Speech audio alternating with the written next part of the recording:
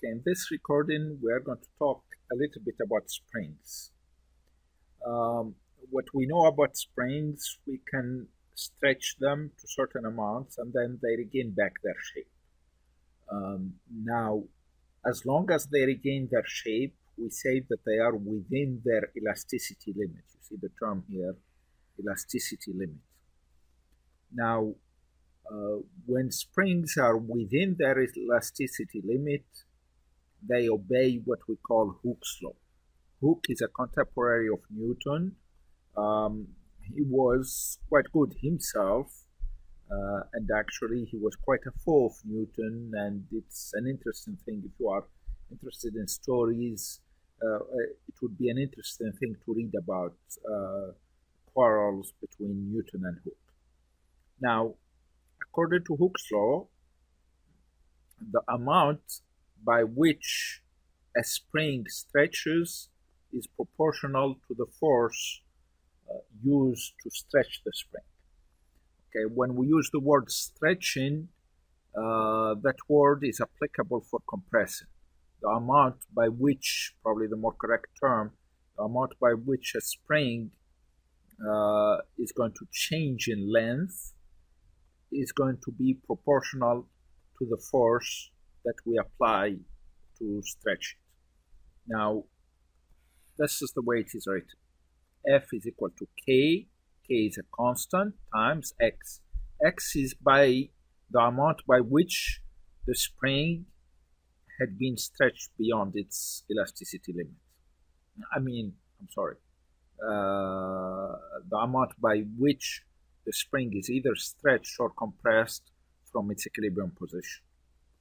Now, K is what we call, actually it's supposed to be small k, is what's called the spring constant. It is a constant that's specific to the spring. Every spring is going to have its unique K. It is something that we can measure, we can figure it out,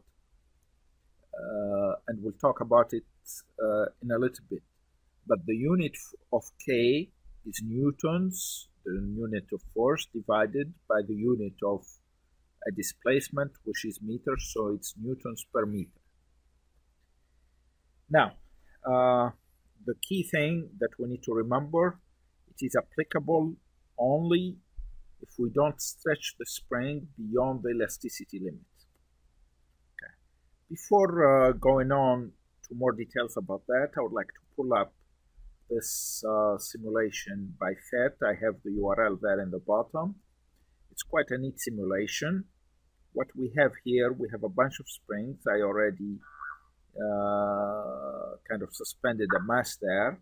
So you have some known masses that you can actually put there. And the minute you put the mass and you let go of it, it's going to act like somewhat of a regular spring. And you are going to have an amount by which the spring is going to stretch. For example, here it's stretched 50 grams. We can measure how much is stretched due to 50 grams. We can measure the amount by which it's stretched. Then we can, let's say, add 100 grams. Oh, oops! I thought I remember it I used to be able to put them together, but I might be wrong. I might be remembering something else. And here we go. So we have the different position for 100 grams and so on. You can keep on increasing masses and measuring the amount by which it stretches over the equilibrium position. Now, one thing interesting is the simulation is not just for use to study Hooke's law. It is actually for studying the oscillation of springs. For example, here, if I pull it beyond the new equilibrium position, the equilibrium position with the mass hanging, I can get it to oscillate. There is a stopwatch I can use to time it, and I can set the gravitational field as Jupiter, Moon, or Planet X, an unknown that I will need to find. And then I can also look at energy, various energies. I can set up an ideal spring with no friction, or I can set up the friction level of a spring. And I can change the spring constant on the third spring by acting here. Okay, let's see.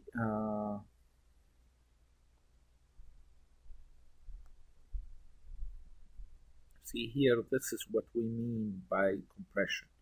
What I'm saying here, the force exerted to compress it this much is the same as the force exerted to stretch it by the same amount. And that force is given by the constant of the spring K times X, the amount by which we stretch the spring. And remember again, we measure X relative to the equilibrium position that's demarcated by the dashed line here.